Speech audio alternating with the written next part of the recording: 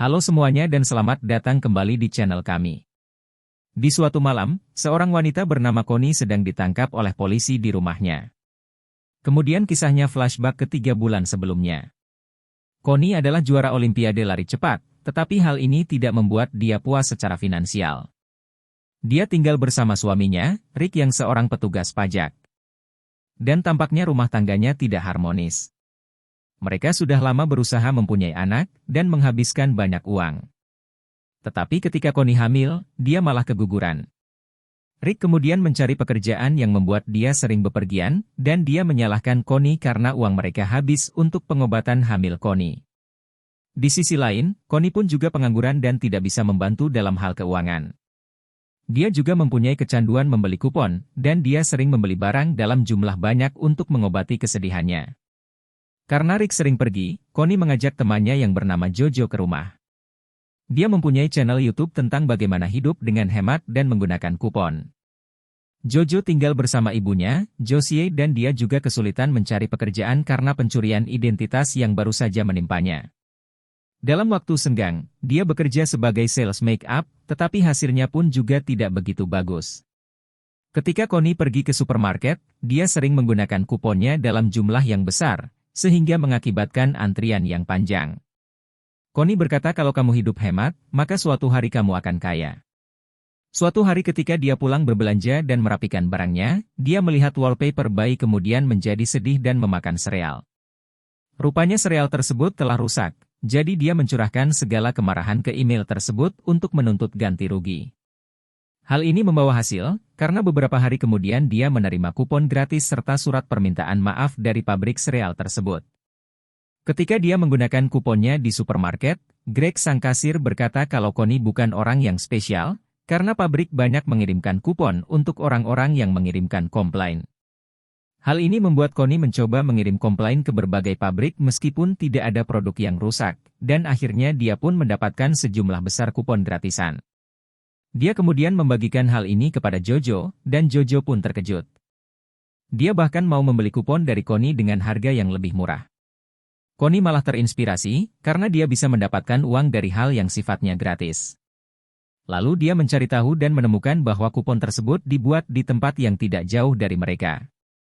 Jadi mereka bisa mencuri kupon tersebut dan menjualnya kembali. Awalnya Jojo tidak mau mengikuti rencana Connie, tetapi dia terjebak hutang, sehingga dia pun akhirnya ikut serta. Di Nevada, petugas supermarket Ken sedang melakukan investigasi tentang kupon yang palsu dari sebuah nenek tua. Pihak manajer meminta Ken untuk memberikan dispensasi karena nenek tersebut telah menjadi pelanggan setia, tetapi Ken tidak mau memberikan kelonggaran. Ketika dia berada di pesawat, seorang ibu meminta dia untuk bertukar tempat duduk dengan anaknya agar anaknya lebih tenang. Tetapi dia menolak dan malah menyuruh ibunya mengajari anaknya disiplin. Ketika dia sampai di apartemen, dia berteriak karena frustrasi. Keesokan harinya, Connie dan Jojo tiba di pabrik pembuat kupon. Setelah mengamati, mereka mendatangi Alejandro dan Rosa, sepasang kekasih yang bekerja di sana. Jadi mereka membuntuti Rosa dengan mobil. Tetapi Alejandro mengira Connie mau menculik Rosa, jadi mereka menghadangnya. Connie pun berkata kalau dia hanya ingin mengobrol dengan Rosa. Rupanya Rosa sekarang sedang hamil dan mereka kesulitan keuangan, jadi Connie pun mengajak mereka dalam rencana busuknya. Alejandro dapat membantu mereka mencuri kupon, sementara Connie akan menjualnya dan membagikan hasilnya kepada mereka. Rosa membantu Connie membujuk suaminya, sehingga dia pun mau, demi kesejahteraan keluarganya. Jadi mereka mulai mengatur rencana. Alejandro berkata kalau setiap pembuatan kupon, bakal ada kupon yang lebih sebagai cadangan, jadi Alejandro dapat menyelundupkan kupon ekstra tersebut kepada Connie dan Jojo. Hal ini juga tidak akan menimbulkan kecurigaan polisi, karena bentuknya hanyalah sekumpulan kupon. Beberapa hari kemudian, Connie dan Jojo menerima kiriman pertama dari Rosa. Mereka langsung membuat website dan memasarkannya di channel Jojo, serta langsung mendapatkan banyak orderan. Para pelanggan pun banyak yang menggunakan kupon tersebut, sehingga membuat manajer restoran melakukan komplain kepada pabrik. Ken kemudian diutus untuk melakukan investigasi ini. Setelah 11 hari lamanya, dia mendapatkan informasi tentang seorang wanita, dan dia langsung mendatanginya. Wanita itu bercerita tentang website Connie serta channel YouTube Jojo. Dia mengecek website itu dan menemukan slogan, "Kalau kamu hidup hemat, maka suatu hari kamu akan kaya." Sementara itu, Connie dan Jojo tidak bisa mengambil uangnya karena rekeningnya dibekukan atas aktivitas ilegal. Mereka harus membuktikan keabsahan penjualan mereka untuk dapat menggunakan rekening itu kembali. Karena mereka tidak tahu caranya, mereka memutuskan untuk menghubungi Tina, seorang hacker. Tina malah memarahi mereka karena tindakan mereka yang ceroboh dan dapat dilacak polisi. Tina menghapus video Jojo, serta memberikan rencana untuk mencuci uangnya. Tina juga melarang mereka menggunakan uangnya selama 6 bulan agar bebas dari investigasi. Tina pun juga meminta 10% dari uang yang ada, serta dia memberikan USB khusus kepada Connie. Berkat bantuan Tina, Ken pun tidak mendapatkan petunjuk lagi, jadi dia meminta bantuan FBI. Tetapi FBI menganggap remeh kasus ini karena ini hanyalah sebuah kupon. Mereka memberikan kasus tersebut kepada Albert untuk mengerjakan kasus ini. Dengan rencana bisnis yang baru, penjualan Connie dan Jojo semakin meningkat hingga tiba 6 bulan kemudian. Mereka tidak sabar untuk membelanjakan uangnya, tetapi mereka ingat petunjuk Tina bahwa mereka harus mencuci uangnya dahulu. Jadi mereka memutuskan untuk membeli barang yang dapat dijual kembali. Mereka meyakinkan Ban untuk menarik uangnya, serta membeli mobil mewah, pesawat, kapal bahkan senjata serta berlibur di Las Vegas. Mereka mendiskusikan rencana masing-masing, di mana Jojo mau melunasi hutang ibunya, dan Connie mau mencoba program ibu hamil kembali. Sementara itu, Ken akhirnya mendapatkan kabar dari FBI. Albert mengatakan bahwa dia tidak dapat menemukan jejak digital karena ada hacker yang membantunya, tetapi semua kupon dikirim lewat surat, dan mereka dapat melacak kembali. Jadi 2 hari kemudian, Ken menemui Simon, petugas investigasi kantor pos. Simon meminta Ken memesan kupon supaya mereka dapat mengetahui sistem pengiriman kupon tersebut. Ketika Ken menerima kupon tersebut, Simon langsung mengetahui bahwa alamat pengiriman tersebut adalah palsu. Mereka akan pergi ke Phoenix untuk menginvestigasi lebih lanjut. Di klinik, Connie dan Jojo sedang berdiskusi tentang program ibu hamil tersebut. Dokter berkata ini adalah kesempatan terakhir Connie, jadi dia berpikir untuk lebih baik menggunakan bibit dari orang lain, bukan dari suaminya. Setelah itu, Tina kemudian mengomel karena uangnya telah habis dibelanjakan dengan ceroboh. Tetapi mereka meyakinkan Tina bahwa mereka mempunyai rencana yang matang. Tina kemudian menyuruh mereka untuk menjual semua barangnya kembali, dan memasukkan kembali ke rekening secara perlahan. Di rumah, Rick menyadari TV baru yang ada di sana. Connie berkata dia mendapatkan pekerjaan baru dengan gaji yang lumayan besar. Hal ini membuat Rick menjadi senang, dan Connie malah yakin untuk menggunakan bibit dari donor untuk kehamilannya. Sementara itu, Ken dan Simon mulai melakukan investigasinya.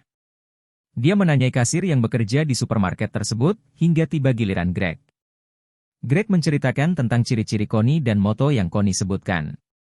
Ken langsung ingat moto dari website tersebut, dan menyadari kalau tersangkanya adalah Connie.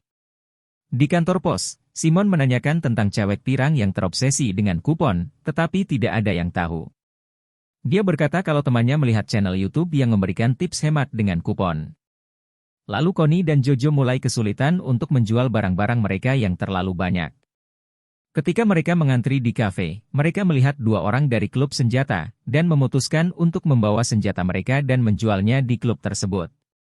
Ketua klub tersebut tidak mau membelinya, tetapi setelah Jojo membujuknya dengan diskon, dia pun tidak dapat menolaknya. Di kantor polisi, Ken dan Simon sedang menginterogasi R, tetapi dia berpura-pura untuk tidak tahu hal detail tentang mereka. Ketika dia dibebaskan, dia mengirimkan surat penting kepada Josie, tetapi dia tidak tahu bahwa Ken dan Simon telah membuntutinya. Mereka menunggu di luar rumah hingga Jojo pulang, dan melihat kalau Jojo adalah wanita yang ada di YouTube. Keesokan harinya, Jojo sedang bertengkar dengan ibunya dan lupa untuk mengecek surat tersebut. Dia pergi ke gudang penyimpanan dan bertemu dengan Connie, dengan Ken dan Simon membuntutinya. Ken pun menyadari Connie adalah pelaku satunya. Jadi mereka mengumpulkan pasukan untuk melakukan investigasi lebih lanjut. Mereka menunjukkan foto Connie kepada Greg, dan Greg memastikan bahwa dia adalah wanita yang terobsesi dengan kupon. Di malam hari, Jojo tidak dapat tidur.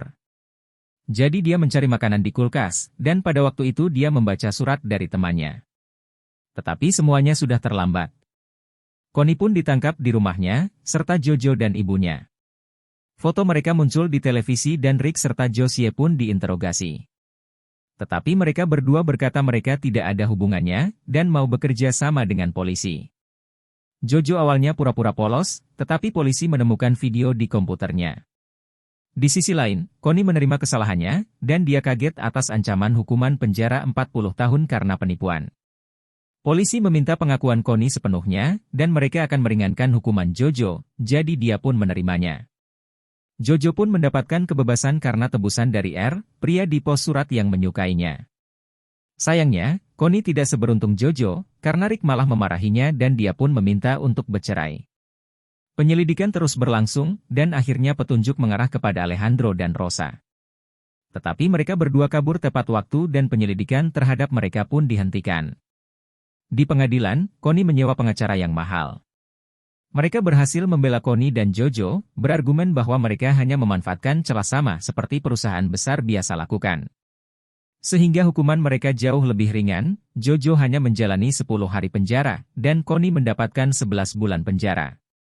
Ken dan Simon tidak terima dan protes kepada jaksa penuntut, tetapi karena mereka wanita dan pihak pabrik juga menghindari publikasi yang buruk, jadi mereka mendapatkan hukuman yang ringan. Setelah penyelidikan berakhir, Ken dan Simon pun berpisah dan saling berterima kasih atas kerjasama mereka. Beberapa bulan berjalan. Kehidupan mereka mulai berubah. Ken mulai lebih lunak dan berani membuat profil kencan di aplikasi. Connie pun juga bercerai, serta program hamilnya sukses, jadi dia hamil besar di penjara. Polisi menyita sebagian besar hasil kriminal mereka, tetapi melupakan kotak makanan yang ada di gudang. Rupanya Connie telah mempersiapkan uang kas di dalam kotak tersebut, jadi Jojo dan R mengambilnya. Mereka pergi ke Montenegro dan membuat penipuan baru, sambil menunggu Connie keluar dari penjara dan bergabung dengan mereka.